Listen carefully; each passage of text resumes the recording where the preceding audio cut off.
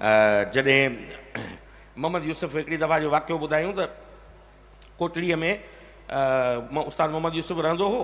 ऐं कलंदर जे मेले जी कमिटमेंट करे अॻु में उन्हनि खां सूथी वठो वेठो हो त कलंदर जे मेले में अची ॻाईंदुसि त मोहम्मद यूसुफ आकाश अंसारी पुॼी वियो त माना हिननि जी लय थी वई हाणे कुरड़ा वठिबा पला वठिबा ठहंदा राति जो राग थींदो कलाम थींदा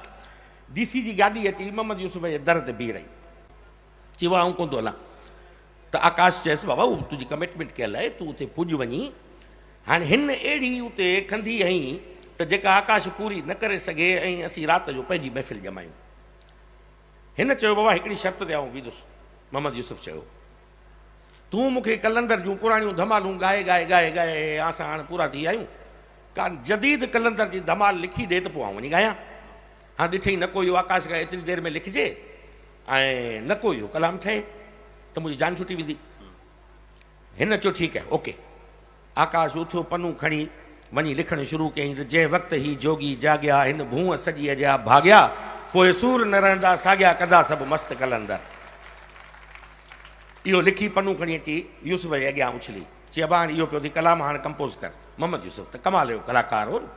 हुन बाजो खोलियो ऐं ठगा कराई धुन तूं आकाश अयाणू आहीं दर दर ते थो दाहीं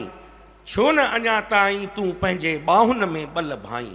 नेठ पुॼाणी थियणी आहे सूरन जी ओ साईं कंदा सभु मस्तु कलंदर जंहिं वक़्तु ही जोगी जाॻिया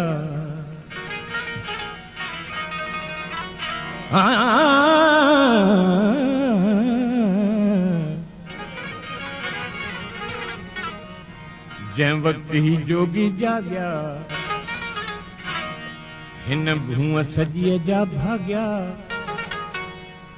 पोइ सूर न रहंदा साॻिया कंदा सभु मस्तु कलंदर दमादम मस्तु कलंदर दमादम मस्तु कलंदर दमादम मस्तु जंहिं वक़्तु ही जोगी जाॻिया हिन भूअ सॼीअ जा भाॻिया पोइ सूर न रहंदा साॻिया पोइ सूर न रहंदा साॻिया कंदा सभु मस्तु कलंदर दमादम मस्तु कलंदर दमादम मस्तु कलंदर दमादम